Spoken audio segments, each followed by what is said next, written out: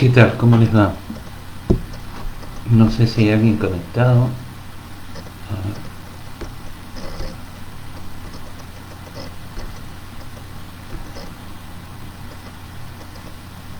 Bueno, como siempre les pregunto, coméntenme si se escucha bien y se ve bien.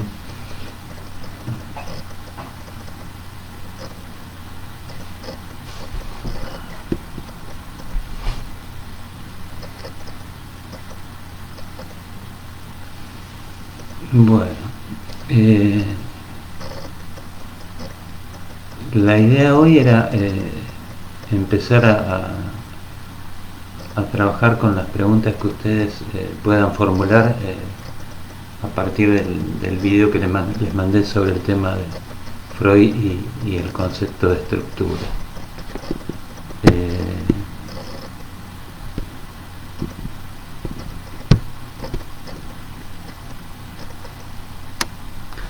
eh, bueno, yo les puse en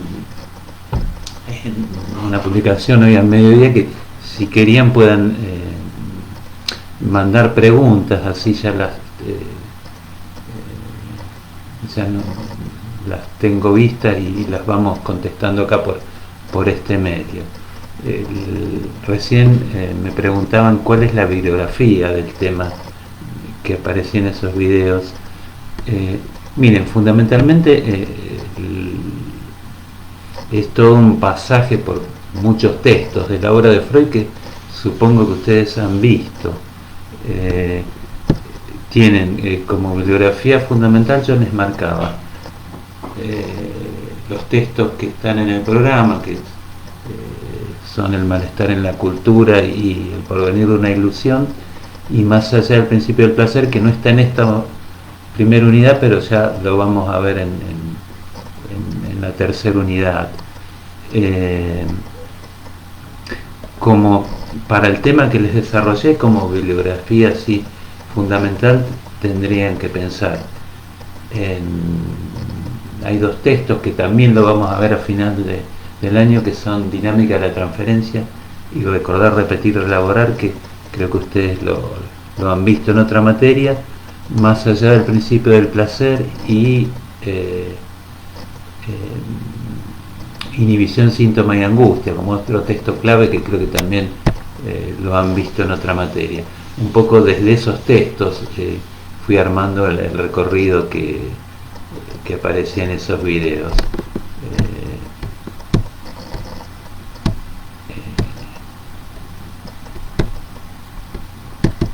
Bueno,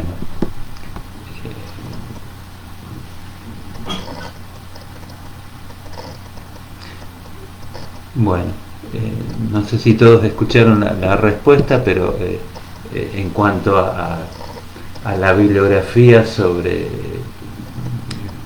el tema que les mandé sobre Freud y el concepto de estructura, serían esos textos, ¿no? Fundamentalmente les vuelvo a repetir, entonces, El malestar en la cultura, El porvenir de una ilusión, Más allá del principio del placer y Inhibición, síntoma y angustia.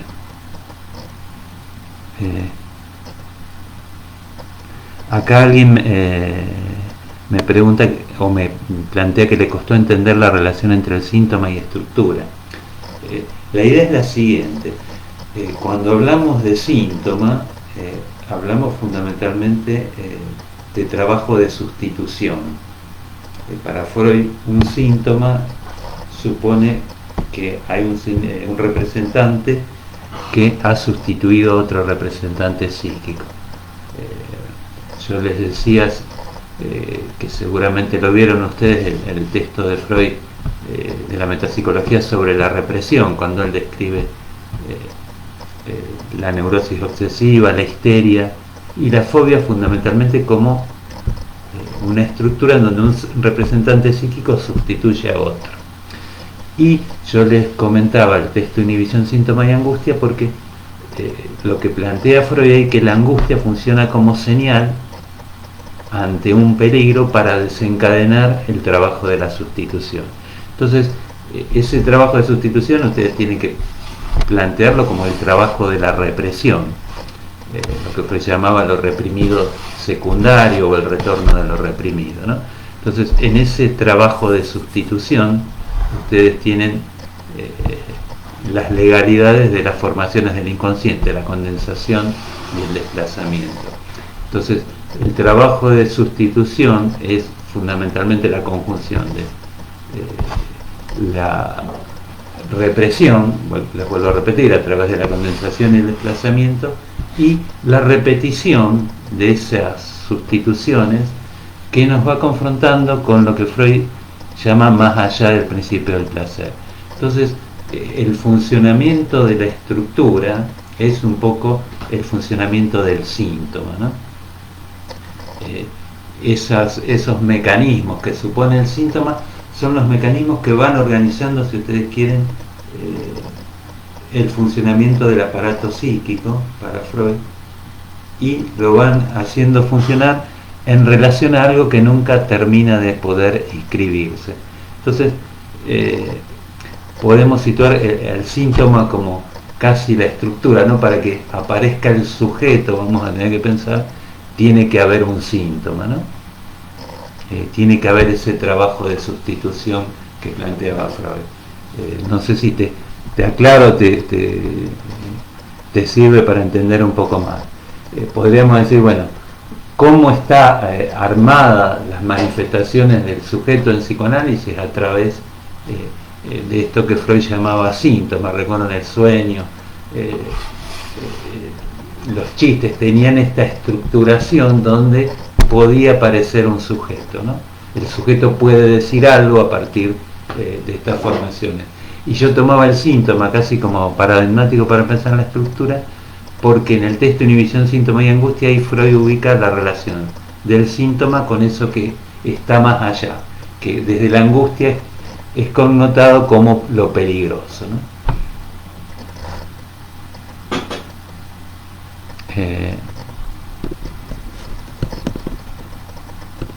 No sé si se entiende, si no vuelvan a preguntar, pero fundamentalmente entonces la idea es que hablar de estructura en psicoanálisis es hablar de sustitución y de que el sujeto puede decir algo a partir de eso. Entonces ya hablamos, bueno, de un sujeto, y si hay sustitución también tenemos que decir, bueno, que hay trabajo con las huellas némicas, con la memoria, y ahí tenemos que introducir la temporalidad retroactiva. Entonces, bueno, ahí ya estamos hablando de estructura y decimos, hay ciertos mecanismos, fundamentalmente condensación, desplazamiento y repetición, un sujeto que habla, que puede decir algo, algo que tiene que ver con su historia. Ponemos en juego la posibilidad de que se pueda historizar el sujeto, si lo pensamos en el análisis. Vieron que Freud decía, en la transferencia se sustituye una neurosis por una neurosis de transferencia. Bueno, ahí tendremos que entender también el término sustitución. Se pone en marcha la estructura, ¿no? Y fundamentalmente entonces yo equiparaba estructura-síntoma por este trabajo de sustitución. Les vuelvo a decir, tenemos que pensar en mecanismos, condensación, desplazamiento, repetición, un sujeto que habla, y esa confrontación con lo que no se puede decir, que también en otros términos podemos decir, bueno, que esa estructura supone que hay un goce que se pierde, ¿no? Hay una satisfacción pulsional que siempre no es total, siempre queda algo, y Freud entonces tiene que hablar de un malestar en la cultura y se pregunta de dónde viene ese malestar. Otra cosa que podríamos pensar, bueno, que cada uno desde su síntoma atraviesa el Edipo y se relaciona con la cultura a partir del síntoma, ¿no? Es un poco esa es la idea. Todo lo que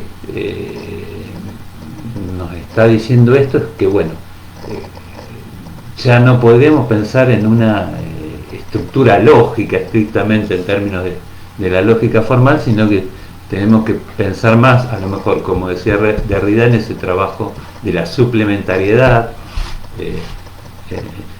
es una estructura que no tiene centro. El inconsciente no está centrado en un sujeto de la conciencia, justamente. No hay un sentido que organice el trabajo del inconsciente. Vieron que en el malestar en la cultura Freud se pregunta por el tema del bienestar o de la dicha, y casi la pregunta por el sentido de la vida, y lo primero que dice es que esa pregunta es religiosa. Digamos, tratar de encontrar un sentido único, trascendente, ya es una pregunta religiosa, ¿no? Podríamos decir que Dios es uno de los nombres del centro para Derrida. Les comparo a Freud con Derrida porque lo vimos hace poquito, y para que puedan ir entendiendo de qué estamos hablando y cuál es la lógica que podemos ir pensando, ¿no? Pero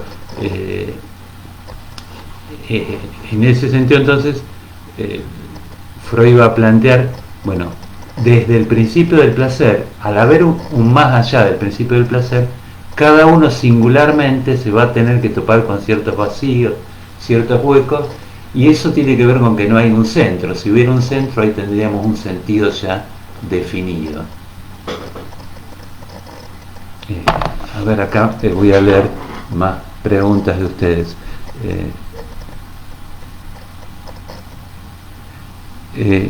Acá me preguntan si la repetición sería por una falta de inscripción en el aparato psíquico.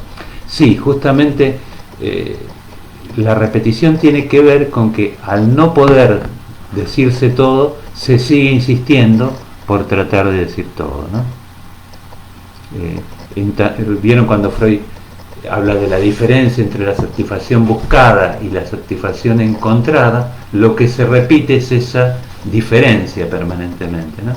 Entonces van a ver que algunos analistas leen el tema de la pulsión de muerte como la muerte como eso que no se inscribe en el aparato, ¿no?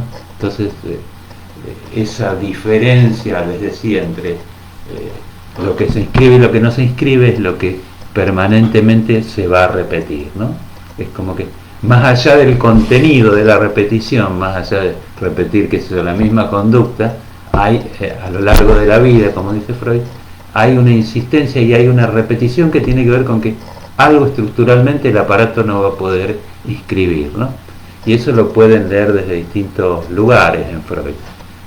Yo recién les decía esto de la satisfacción imposible, la diferencia entre la satisfacción buscada y la encontrada. Lo pueden pensar como el objeto perdido del deseo, eso que nunca se encuentra, ¿no? Entonces, yo les quiero aclarar en relación a la repetición algo que ya lo dije, pero es importante. Hay dos ideas de repetición. Una que es la reproducción, repetir exactamente lo mismo, y otra que es la repetición con diferencia, donde en el trabajo de sustitución cada nuevo sustituto dice algo más de lo que había dicho el primero, por así decirlo, y algo de menos, y nos topamos con que no puede decir todo, con que, para decirlo en otros términos, cada nueva metáfora dice algo más y algo menos, pero siempre está marcado por eso reprimido primordial que no podemos alcanzar, ¿no? Entonces, les quiero remarcar esto. En Freud están como estas dos ideas de repetición. A veces habla de repetición y está hablando reproducir exactamente lo mismo, y a veces está hablando de esta repetición que suponen los sustitutos, donde algo no se puede decir. Y así, para responder a tu pregunta, si en tanto hay algo que no se inscribe, sí, seguimos repitiendo, ¿no? Seguimos produciendo sustitutos. Si se pudiera inscribir todo, estaríamos ya en la órbita del centro, justamente de una estructura centrada, podríamos decir, ¿no?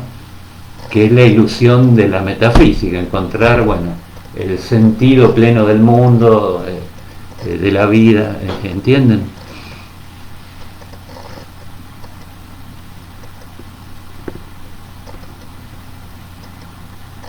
Acá leo otra pregunta de ustedes.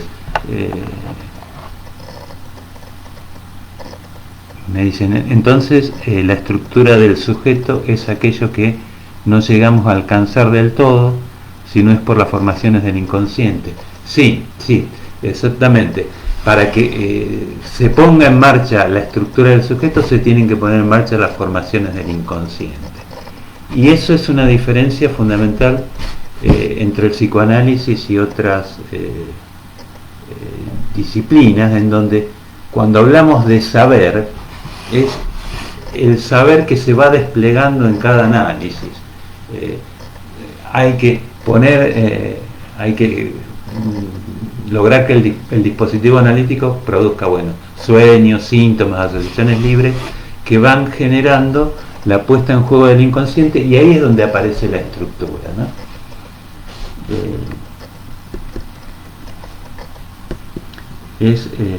Cuando hablemos entonces de estructura, en psicoanálisis tenemos que remitirnos sí, a las formaciones del inconsciente, y con eso trabajamos, y es ahí donde Freud encuentra al sujeto, ¿no? Ustedes habrán escuchado muchas veces que aquello que la ciencia no tenía en cuenta, los sueños, los actos fallidos, los chistes, los toma Freud, porque justamente Freud lo que descubre es ese otro mecanismo, esa estructura del inconsciente que tiene que ver con estas legalidades, condensación, desplazamiento, con este juego de la repetición, con esto que algo se pierde en la medida en que empezamos a hacer funcionar la memoria, ¿no? Pero ahí vemos la estructura, justamente en las formaciones del inconsciente, ¿no? Acá me preguntan, ¿saber no sabido que se sabe? Sí, exactamente. Freud, en un texto que pueden los legos ejercer el análisis, dice: el neurótico es aquel que dice más que lo que sabe. Podemos hacer un juego de palabras y decir, bueno, el neurótico es aquel que sabe más de lo que dice, ¿no? Como que siempre entre lo que decimos y el saber inconsciente va a haber una diferencia, ¿no? Pero es un saber que no lo sabemos hasta que no lo desplegamos, ¿no?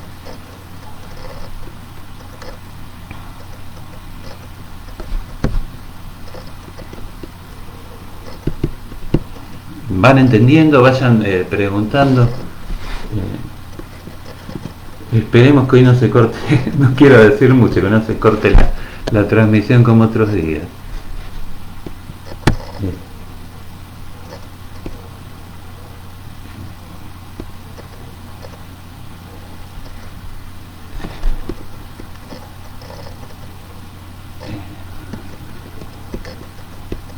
No sé si ustedes leyeron en otra materia inhibición, síntoma y angustia, pero Freud ahí a lo largo del texto se va preguntando, bueno, ¿qué es lo específico del síntoma? Y va situando la sustitución. Por eso les hacía hincapié que casi el síntoma es, por así decir, el ejemplo clave para pensar la estructura en psicoanálisis, ¿no? Y la idea de que la angustia señala eso peligroso, pero que nunca lo terminamos de decir, es clave, ¿no? En el sentido que, bueno, ante eso peligroso, si no producimos sustituciones, estamos como desvalidos, ¿no? Estamos como el sujeto en las neurosis traumáticas. Hay algo que vuelve de la misma manera y no lo puede elaborar, ¿no? Esto en el capítulo 2 de Más allá del principio del placer, cuando lo van a encontrar también, cuando él se pregunta por la distinción entre angustia, terror y miedo, él plantea que la angustia es una preparación del aparato ante el peligro. Entonces, yo les decía que el ataque de pánico es bueno, ahí el sujeto está imposibilitado de desplegar la estructura, justamente. No puede, ante eso que le produce pánico, producir sustituciones. En la medida en que haga un síntoma en que pueda producir sustituciones, no va a estar en el pánico, sino que va a estar ya en el campo de la neurosis de transferencia, ¿no?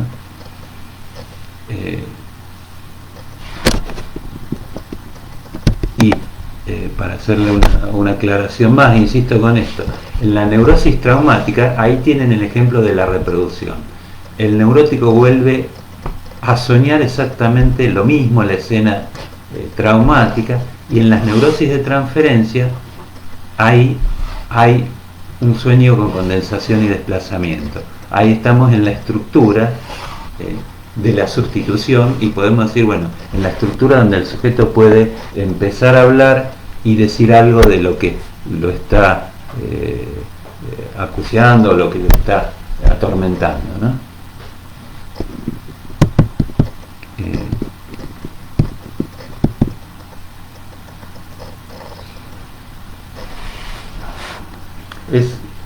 Esa distinción entre repetición y reproducción es una distinción que la van a encontrar en varios lugares. Hay un filósofo, Kierkegaard, que fue el que primero la formuló, y hay un texto de Deleuze, ¿no? Esto se lo digo no para que lo vayan a leer, sino para los que les interesa, que se llama Repetición y Diferencia, donde comenta un poco estas dos ideas de repetición a partir de los textos de Freud también, ¿no? Y de otros filósofos. Bueno, vayan preguntando.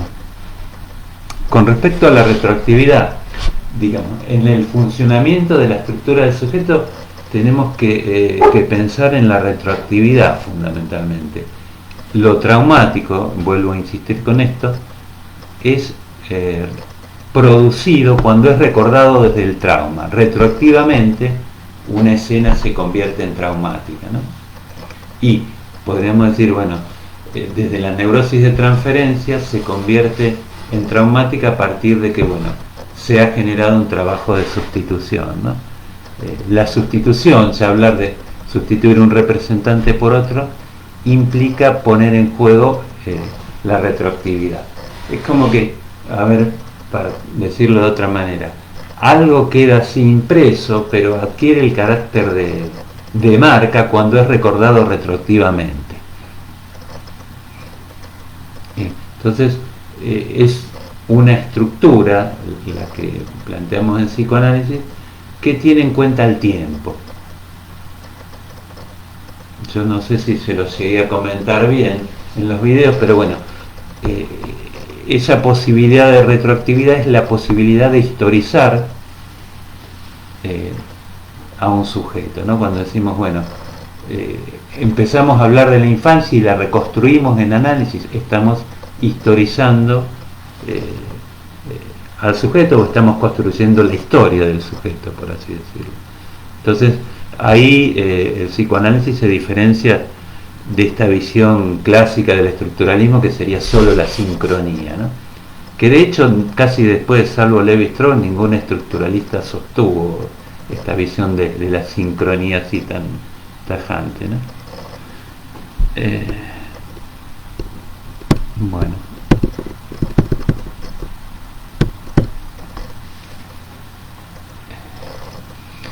Y estamos, digamos, viendo todo este tema de la estructura, porque en el plan de estudios un poco ponen como contenido mínimo el tema del estructuralismo y el postestructuralismo, pero más allá de eso es fundamental también lo que estamos viendo para entender a Freud y la distinción entre, bueno, cómo desde el psicoanálisis vamos a entender la estructura y el síntoma, ¿no? Y la clínica también. Por lo que ustedes pueden ir pensando, la clínica analítica va a tener que ver con que se pueda desplegar el trabajo de la sustitución en análisis, ¿no? Y la transferencia fundamentalmente es eso, un trabajo de sustituir, ¿no? O de sustitución, ¿no?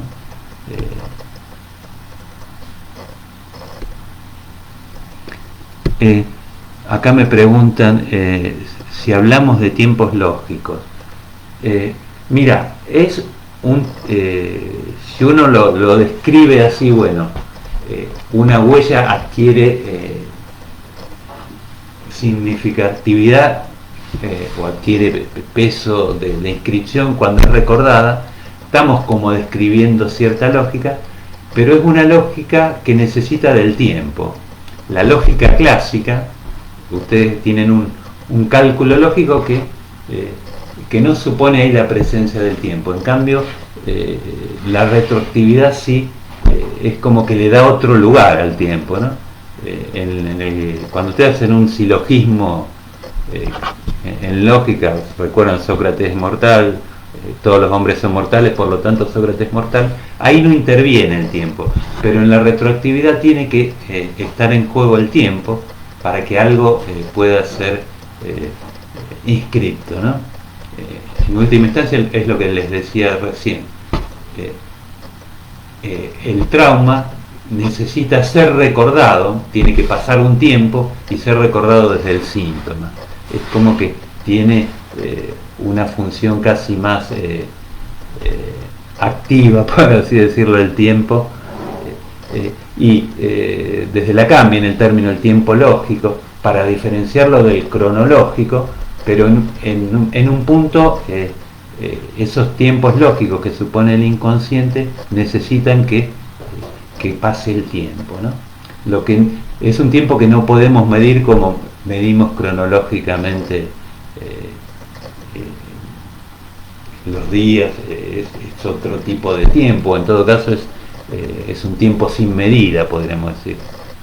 Alguien puede hacer un síntoma después de un trauma a los 3 días, o lo puede recordar a los años, y ahí puede constituirse eso en trauma, ¿no? Pero entienden, en un sentido sí hablamos de cierta lógica de la retroactividad, pero es una lógica que supone al tiempo, ¿no? No es, y un poco para aclarar, no es un tiempo entonces cronológico, pero es el paso del tiempo, podríamos decir, ¿no?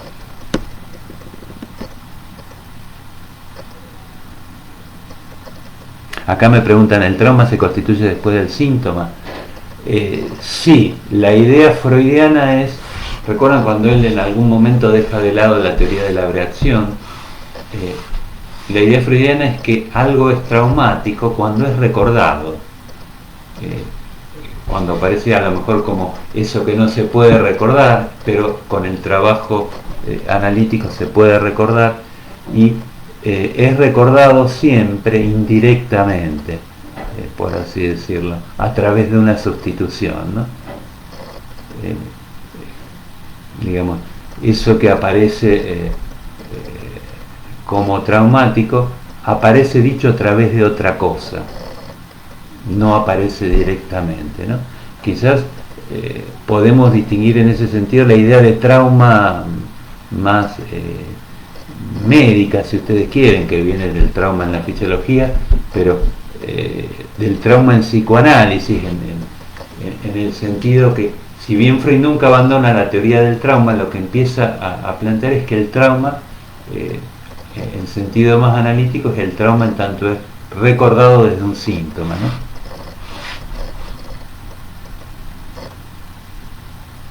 Y si alguien, por ejemplo, comenta un hecho entre comillas traumático, a lo mejor ese hecho traumático, cuando lo empieza a comentar en análisis adquiere otro sentido y empieza a ser traumático por otra cosa, no por el hecho en sí. Bueno, le estoy dando ejemplos así hipotéticos, pero fundamentalmente la idea es que algo empieza a ser traumático cuando hace síntoma, ¿no? Cuando es recordado a través de otra cosa. Por eso distinguimos neurosis traumática, en donde aparece ahí un hecho concreto, de las neurosis de transferencia, donde el trauma generalmente está olvidado y es recordado indirectamente, ¿no? El término sustitución lo van a encontrar en la obra de Freud en distintos lugares. Piensen ya, por ejemplo, en el Edipo. Se sustituye a esa madre del incesto por otra mujer. Eso es casi el pasaje, digamos, a cierta normalidad, entre comillas, en Freud, ¿no? La posibilidad de sustituir ese goce del incesto por otra cosa que implica una pérdida, ¿no?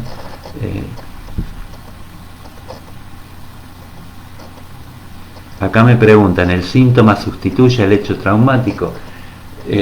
Sí, y quizás uno, desde esta lógica que estamos planteando, casi que el síntoma lo constituye al trauma como trauma, ¿no?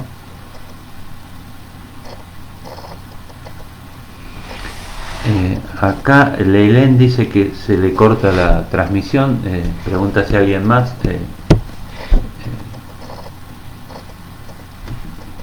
Yo acá tengo todo ok, no sé si. Bueno, van siguiendo, vayan preguntando. Entonces, les vuelvo a repetir. La estructura en psicoanálisis sería entonces, bueno, la posibilidad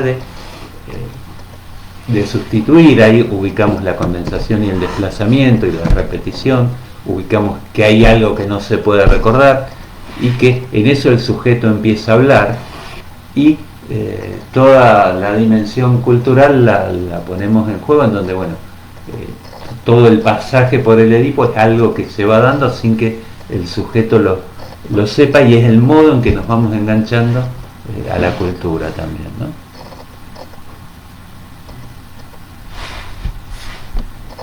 ¿no? Acá dicen que se les cortó a varios, pero que volvió a conectarse. Bueno, tengamos un poco de paciencia también, estamos todos con estas nuevas modalidades del trabajo virtual, adaptándonos a los inconvenientes, ¿no?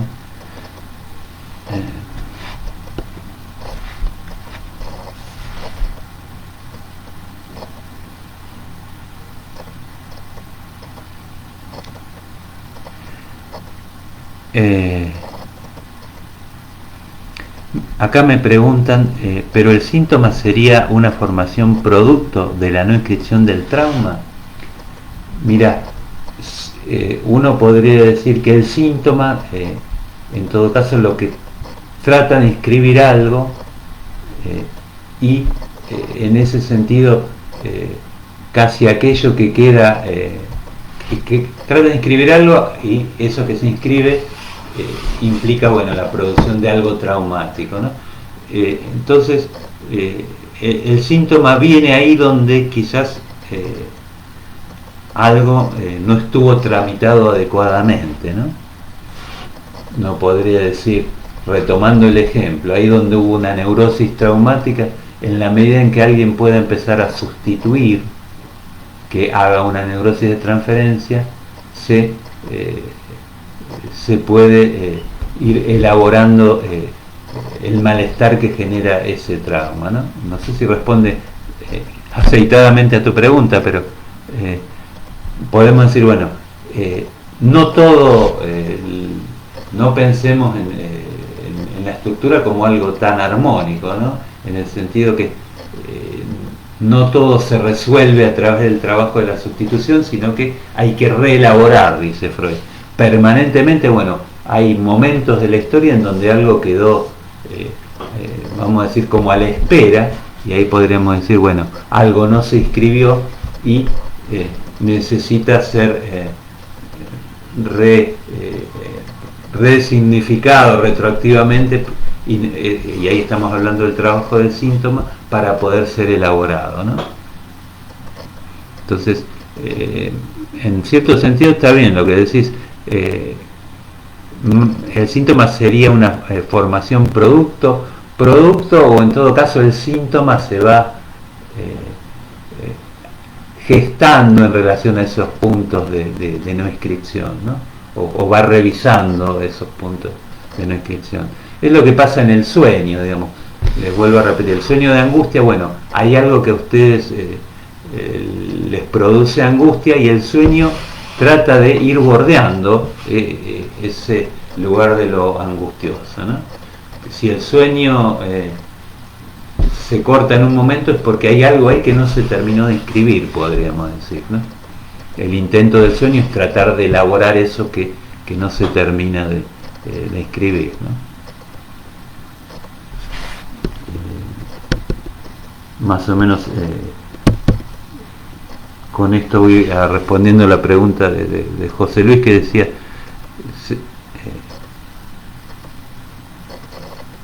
si el síntoma sería un producto de la no restricción del trauma. Están íntimamente relacionados, digamos, cuando hay algo que siempre no se inscribe, y eso es lo que vamos abordando, ¿no? Eso que no se inscribe es lo que genera malestar, es lo que desde el principio del placer connotamos como lo displacentero, ¿no? Puede tener estatuto eso de lo inasimilable totalmente, puede tener a veces en la historia de cada uno el estatuto de cierta sospecha. Por acá hay algo que no me gusta y que no me acerco tanto, pero tengo cierta idea de que pasa algo, ¿no? Con eso.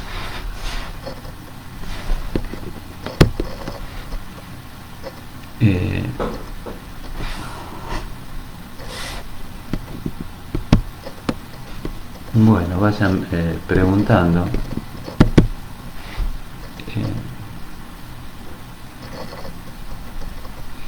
Traten de ir relacionando un poco lo que fuimos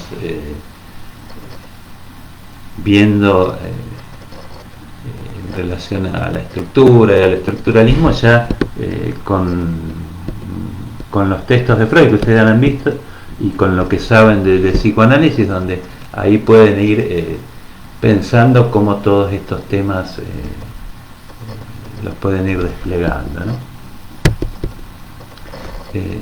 Quizás otra cuestión que podemos plantear es que la idea de estructura de los estructuralistas suponía fundamentalmente privilegiar la forma, sería privilegiar los mecanismos más que el sentido que producen esos mecanismos, ¿no? Y ahí van a tener distintas lecturas de Freud, ¿no? Quizás algunos van a tratar de buscar el sentido, como decía Derrida, y otros van a hacer más hincapié en el trabajo más formal, en la condensación y el desplazamiento.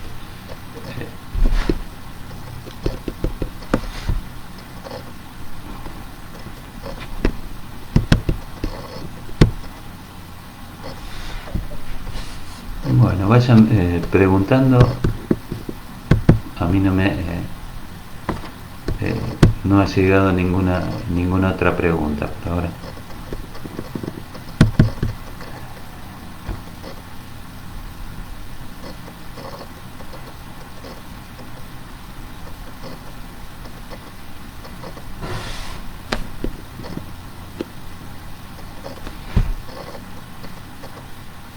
No sé si se los comenté en los videos, creo que sí, la idea de que el saber, digamos, que supone el despliegue de la estructura es un saber siempre incompleto, inacabado, y por eso Freud tiene que escribir un texto que se llama Análisis terminable e interminable, en donde Freud ahí dice, bueno, se termina un análisis pero queda algo abierto, nunca se puede decir todo, ¿no? Y yo creo que les acentuaba que en relación al fin de análisis, Freud no construye una teoría, bueno, esta sería la normalidad a la que hay que llegar, sino que dice es un asunto más bien práctico. En algún momento se termina, pero no hay un punto ideal que sería, bueno, levantar todas las represiones, porque ahí dice Freud, inclusive levantar todas las represiones sería algo perjudicial, ¿no?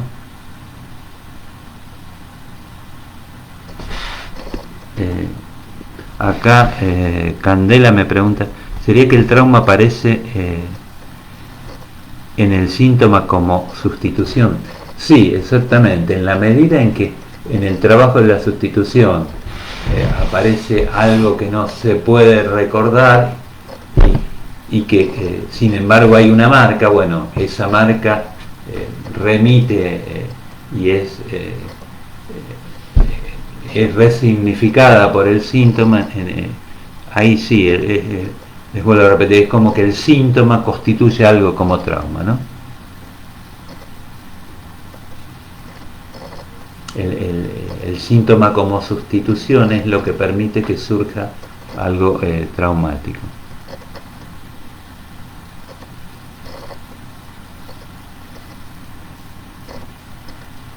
Acá Leilén, creo, yo no me quiero poner los lentes nunca, pero Sí, Leilén me pregunta si se puede pensar este concepto relacionado al concepto de pulsión, por ejemplo. Sí, se puede pensar en el sentido que la pulsión se inscribe a través del trabajo de los representantes. Recuerdan los textos de la represión y pulsión y sus destinos, y entonces la pulsión va a encontrar el objeto a partir del trabajo de los representantes, y ese objeto va a estar marcado porque, bueno, nunca es un objeto preestablecido, sino que, bueno, para encontrar el objeto la pulsión tiene que encontrarlo a través del trabajo de los representantes, ¿no? A partir de eso, a partir del síntoma, podríamos decir, bueno, que se va a satisfacer una pulsión u otra pulsión, y en ese sentido el objeto de la pulsión va a ser un objeto tampoco que produzca la completud o la satisfacción plena, ¿no?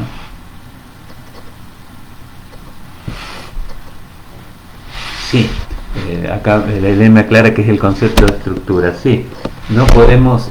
la estructura es lo que arma un poco al sujeto, en este sentido. Es como que casi decimos el síntoma es la estructura en psicoanálisis, ¿no?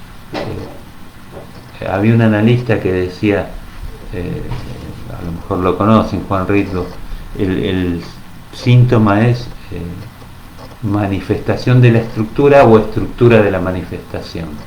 Entonces, como diciendo, bueno, el síntoma es casi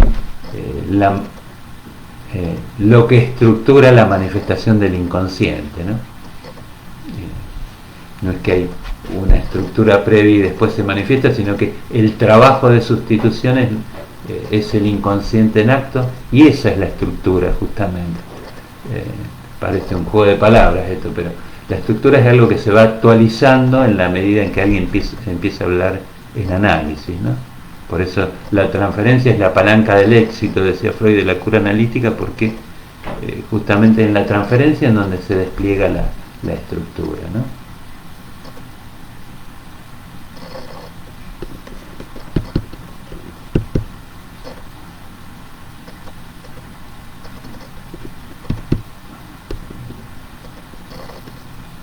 Vayan preguntando.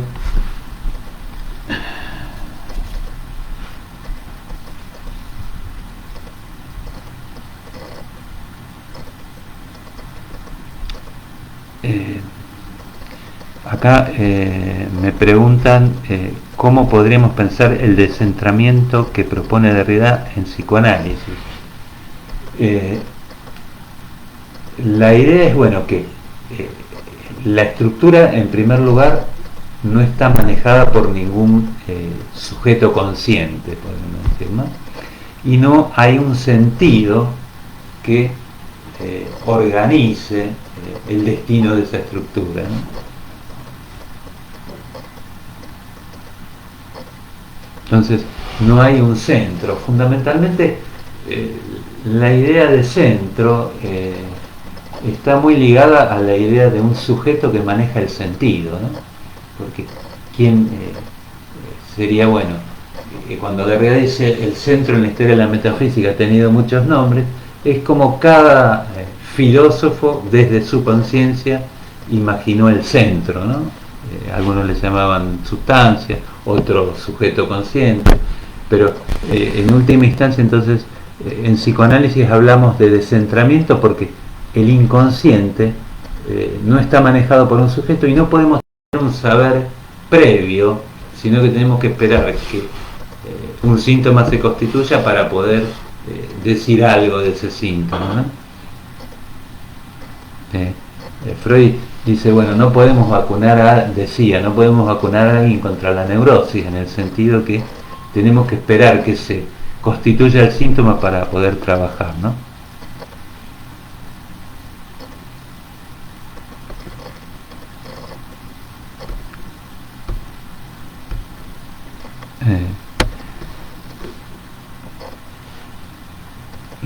Acá Gise me pregunta cuál sería el concepto de estructura.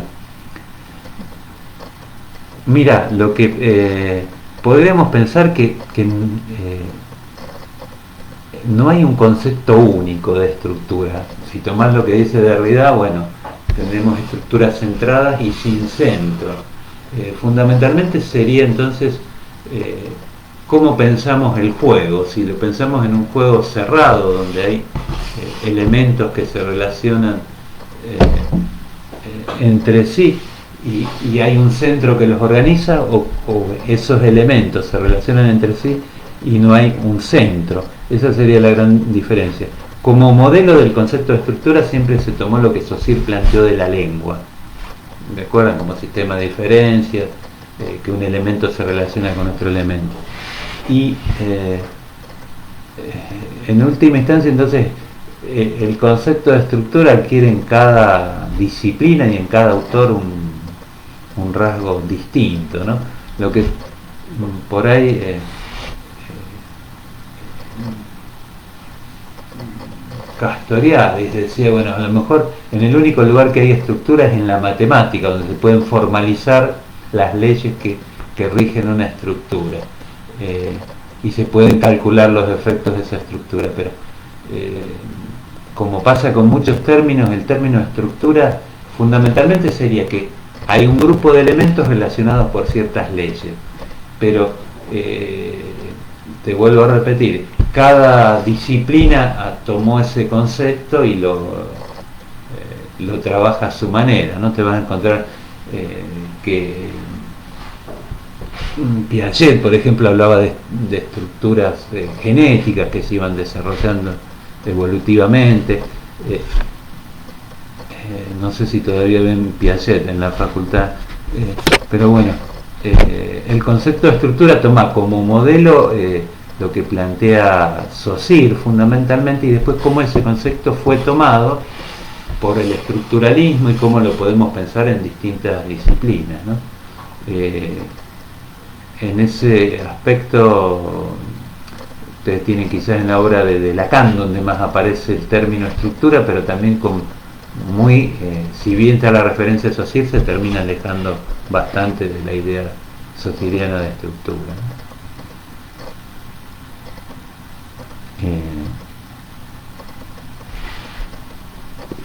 A ver, acá veo más preguntas. No sé si les va aclarando, pero bueno, o si te aclara esto. El concepto de estructura es fundamentalmente lo que tomamos de Saussure y después se va deformando en cada disciplina, ¿no?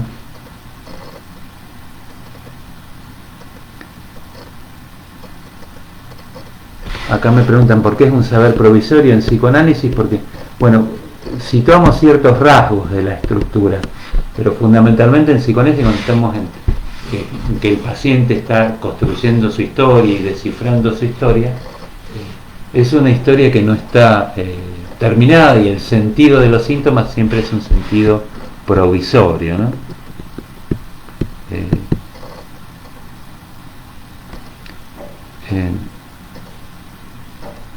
Otra pregunta.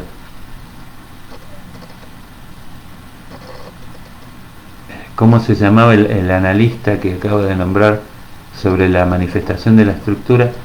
Es un analista de acá de Rosario, Juan Ritmo, a lo mejor, que fue docente de la facultad,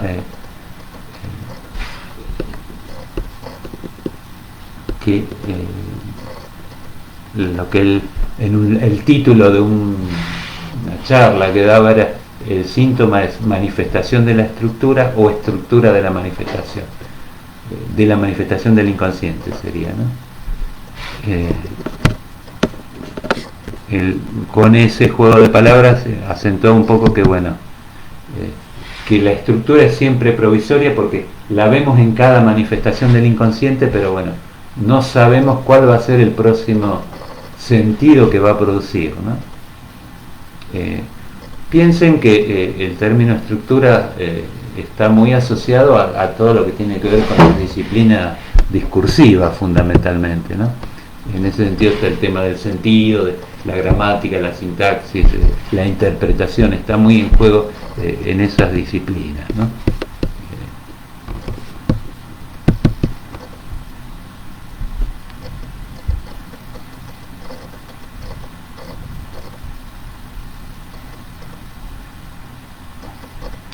Acá, pero ¿cómo pienso eso en relación al síntoma?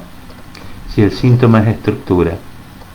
Sí, el síntoma es muestra cómo es la estructura, podremos decir, en tanto el inconsciente se pone en marcha, ¿no? El síntoma nos da cuenta de cómo funciona la memoria en psicoanálisis. A lo mejor eso te aclara un poco más.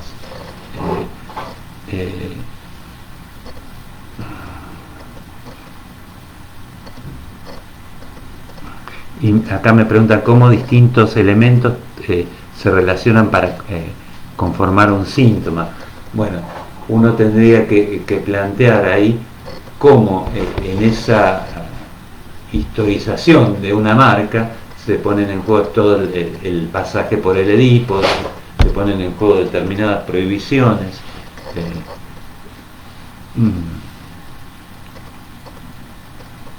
A ver, vamos. Por ejemplo,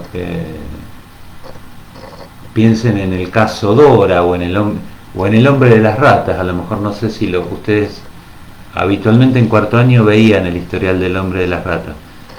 O piensen en el caso Dora como la relación con la señora K y el señor K tiene que ver con todo su Edipo, ¿no? Piensen en el hombre de las ratas como el síntoma que le hace, que se enreda para pagar una deuda, tiene que ver con la historia del padre y con su propio pasaje por el Edipo, ¿no? Entonces, los elementos que se relacionan en el síntoma, fundamentalmente uno puede decir, bueno, los elementos que son los representantes psíquicos relacionados por las leyes de condensación y desplazamiento. En esas leyes de condensación y desplazamiento interviene en juego toda la historia edípica, ¿no? Podríamos decir, bueno, ¿cuáles son las leyes de la estructura, condensación y desplazamiento y la represión y la repetición de eso, ¿no? Van entendiendo como que la memoria en Freud es un poco la memoria organizada a través del síntoma, podríamos decir, ¿no?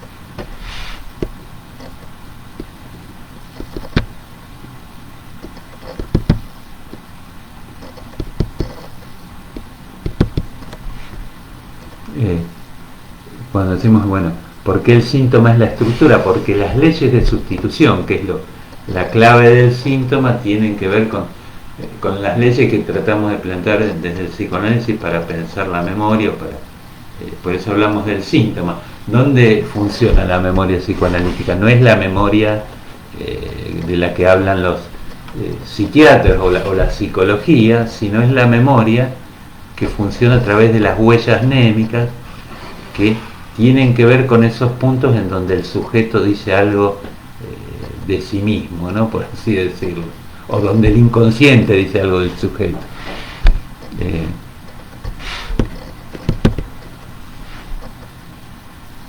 ¿Entienden? Uno puede decir, bueno, ¿cómo está estructurada la memoria? La estructura de la memoria, el ejemplo más gráfico es el síntoma, ¿no? Tal vez en la medida en que ustedes vayan viendo más adelante, más textos de psicoanálisis, lo van a poder entender un poco más, ¿no?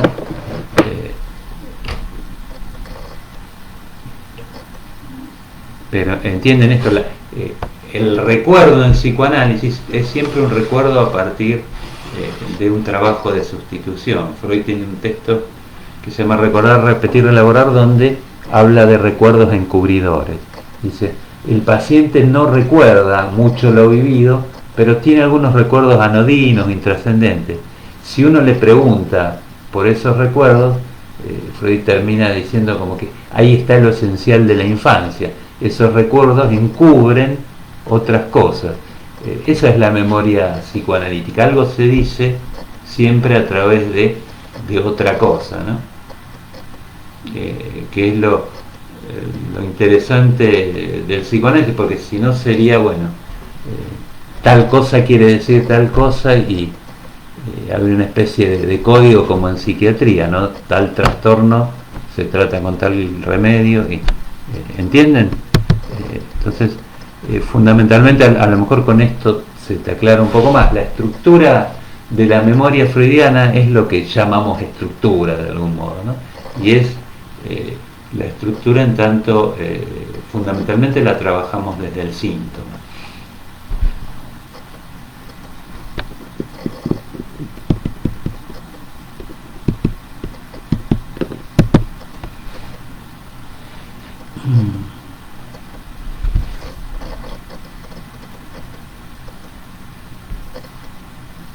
A ver, y para explicarles o decirles un poquito más esto, esa estructura o esa memoria psicoanalítica supone que no está regida por un fin previo, por lo que hace esa memoria es producir sustituciones, ¿no?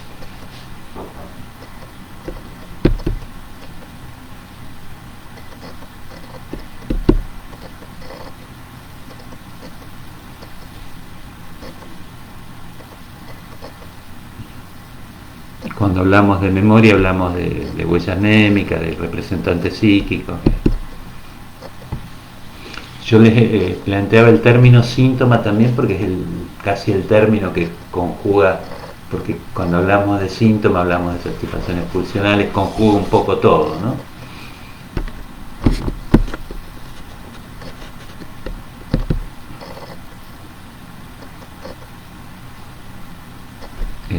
Vayan preguntando.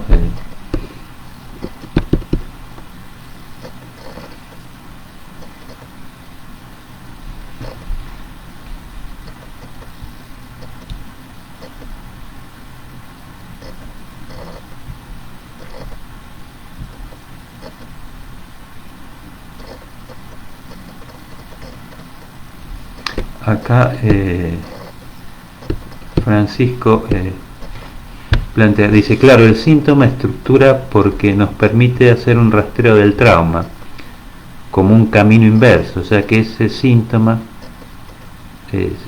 se dio por desplazamiento y condensaciones, o bueno, por ahí el término conversión, dice que estamos viendo ahora en psicoanálisis y psicopatología con el texto de psiconeurosis de defensa. Sí, en ese sentido es como que el síntoma te permite rastrear de dónde viene el trauma, y yo lo que les decía casi que es el síntoma el que constituye algo como traumático, ¿no? Porque si no fuera por el síntoma no podríamos saber qué fue eso traumático, ¿no? Y ahí tienen de nuevo la temporalidad, es retroactivo siempre. Una huella en psicoanálisis se constituye efectivamente como huella cuando justamente tiene que ver con el síntoma, cuando produce síntomas, ¿no?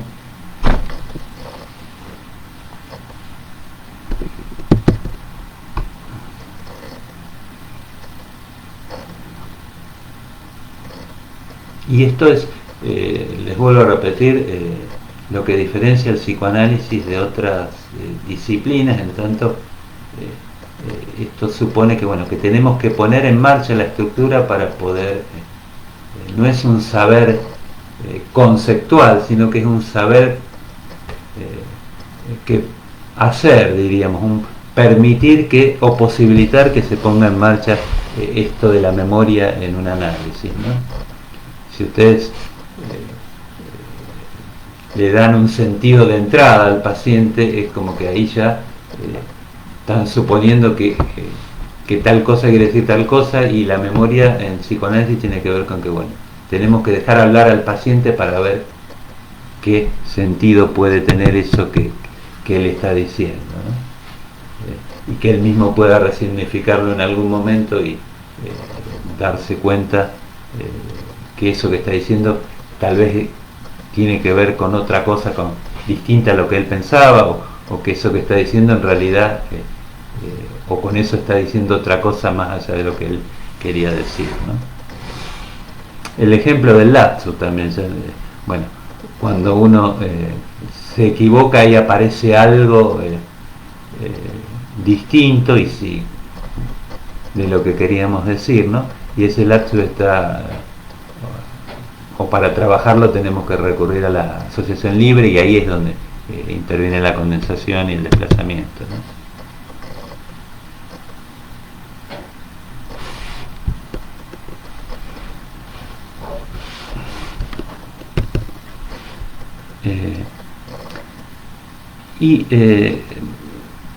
Con todo esto, si bien cuando hablamos de historia y de epistemología parece como algo muy teórico, piensen que esto, de acuerdo a las posiciones que tomen en cuanto a cómo entender este concepto de estructura, por ejemplo, van a tener distintos tipos de clínica también, ¿no?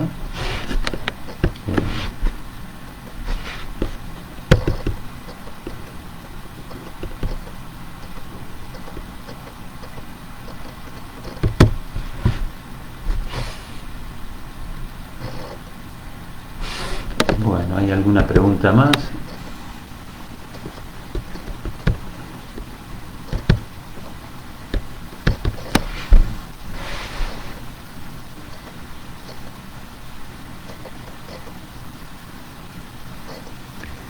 Acá me pregunta Leilén si la idea de la asociación libre remitiría esto de que no hay un sentido único. Sí, remitiría fundamentalmente a que el paciente pueda asociar y ver a dónde nos conducen esas asociaciones libres, que van a producir a lo mejor algo inesperado. Y bueno, a lo mejor ustedes relatan un sueño y empiezan a asociar, y esas asociaciones llevan a construir un sentido para ese sueño que es totalmente inesperado y que no estaba previsto. Entonces, y que esas asociaciones pueden remitir a distintas regiones de su historia, ¿no?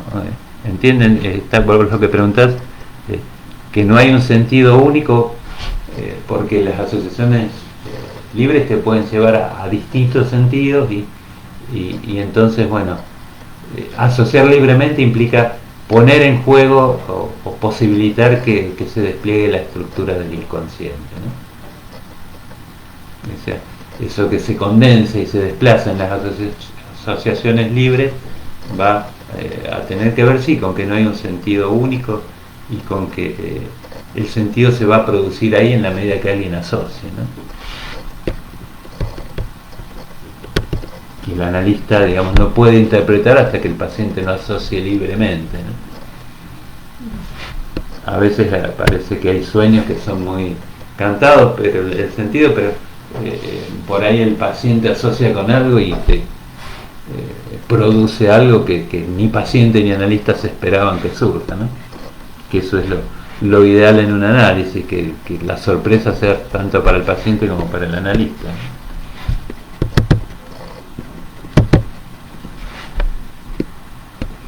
Acá alguien pregunta algo más, pero no lo puedo leer del todo todavía, porque a ver si esperamos un minuto.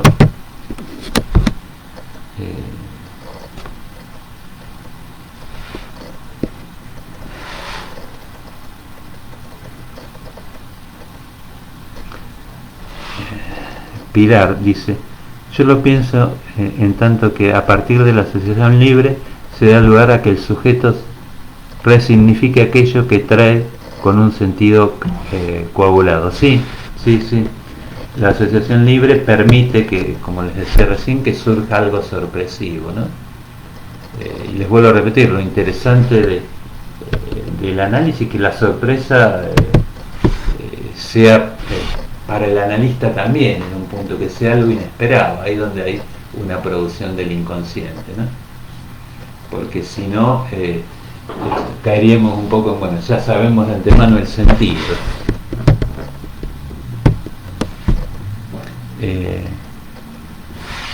La asociación libre, uno puede decir, bueno, es libre desde la conciencia, pero hay leyes de condensación y desplazamiento que están de alguna manera seleccionando qué es lo que va a aparecer en esa asociación libre, ¿no?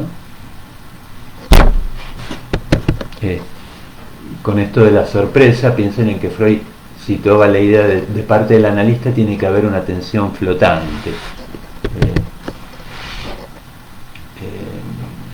No tiene que prever algo de antemano. Cuando veamos el tema de la ética en psicoanálisis, mi idea más allá de ver las formulaciones explícitas que hay sobre la ética, también en los escritos técnicos de Freud da un montón de indicaciones técnicas que suponen una ética en cuanto a esto que venimos diciendo, que no hay un sentido único. Freud dice, bueno, tenemos que dejar que el paciente hable y no prever lo que va a decir, ¿no? Dice, entre otras cosas dice esto, pero van a ver en los consejos al médico y en estos artículos que les mencionaba, recordar, repetir, elaborar, cómo insiste en lo azaroso y en lo incalculable del inconsciente, ¿no?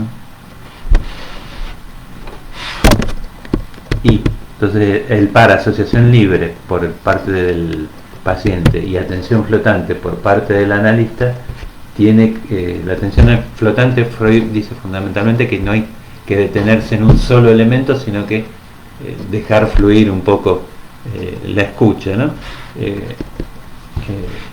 Les decía entonces, atención flotante del lado del analista y asociación libre del lado del paciente están armadas fundamentalmente para que no nos quedemos en un sentido coagulado, como decías vos, ¿no?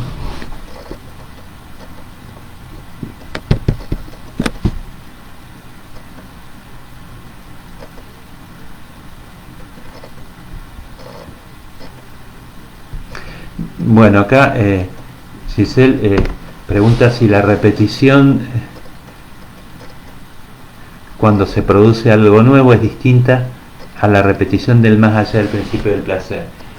Mira, ahí les vuelvo a decir lo que les planteaba al principio. En Freud están como mezcladas la idea de reproducir lo mismo y la idea de repetir con diferencias, la idea de a través de la sustitución hay algo que no se puede decir.